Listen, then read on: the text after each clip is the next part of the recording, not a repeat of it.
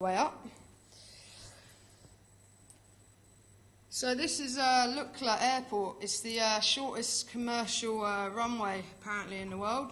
This was one of the most scarier parts of the expedition, was landing here. 2 days after I left, a plane actually missed the end of the runway and sort of came in a bit short because the clouds came in and the whole plane load was killed apart from the pilot. So yeah, it's a bit of a dodgy airport, that one. So that's at 9,000 feet. So we flew in there and we trekked for 9 days up to a place called Ferrochet, which is at 14,500 feet. It's on the same trek to go to Everest Base Camp.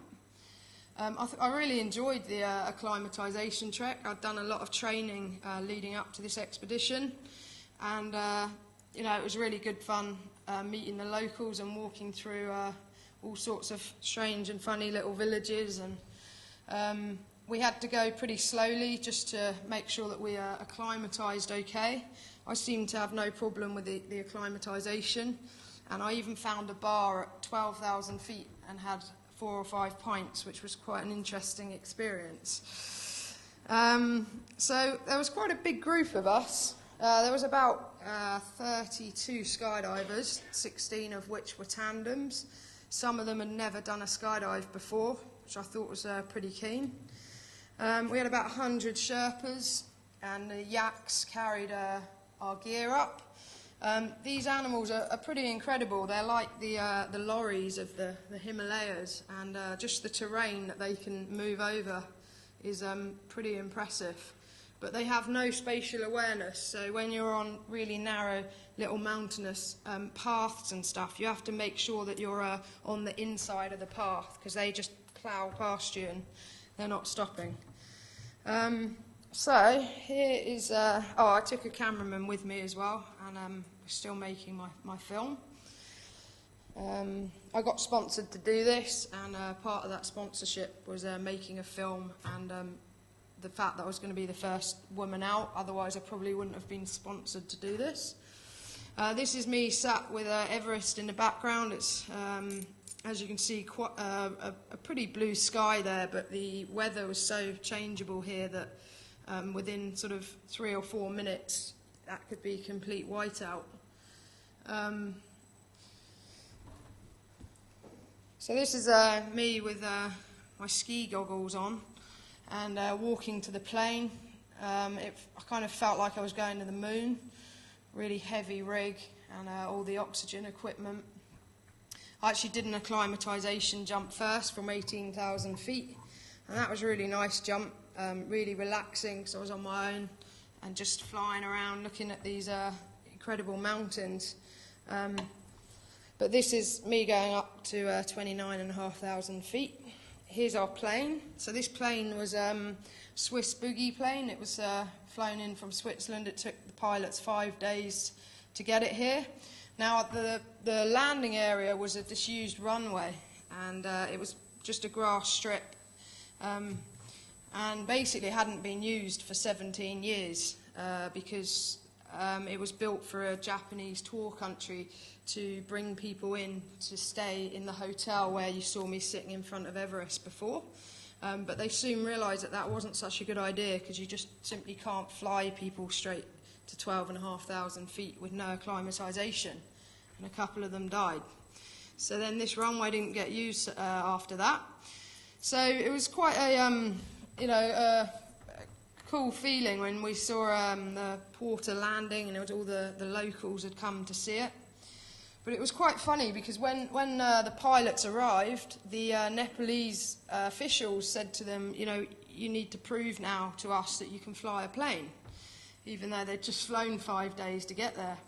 So they had to do a 2-day flight course and a written exam, which put us back a couple of days. But luckily our pilots knew how to fly a plane, which always helps. And as I said, this porter hadn't flown up to 29,500 feet before, so it was a bit of a first for the pilot as well. So here's me in the plane, just getting ready to go up with all the oxygen equipment on. So it took us about 45 minutes to fly up from 12.5 up to 29.5. The scenery was absolutely incredible. I couldn't believe how close the pilot was flying to some of these, the mountain faces are just so sheer, and we were right next to them. And I was thinking, I hope I don't have to bail out right now. Obviously the landing areas are fairly limited, so didn't really want an off landing. Now when we got to 28,000 feet, we went into a layer of cloud. And at that point I thought we possibly wouldn't be doing the jump, and that we'd have to fly to Kathmandu, which would be an hour flight, and we'd have to walk around Kathmandu in our jumpsuits and stuff. And, didn't really want that. And then at 29,000 feet, we popped out of the clouds, and the summit of Everest is just popping out. And that was a pretty cool view, just being above the clouds and seeing the summit as well. Now, ironically, I actually fell out of the plane. The first guy to get out was a Canadian guy, and then I was second. My camera flyer climbed out of the plane. I was giving the count, ready, set, just about to go, and her hand came onto my shoulder, said the pilot had held the stop sign up.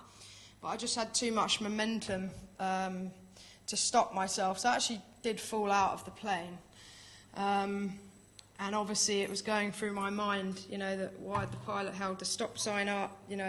Obviously we sort of had a bad spot, and because there was this layer of cloud, I couldn't see at that point where the landing area was.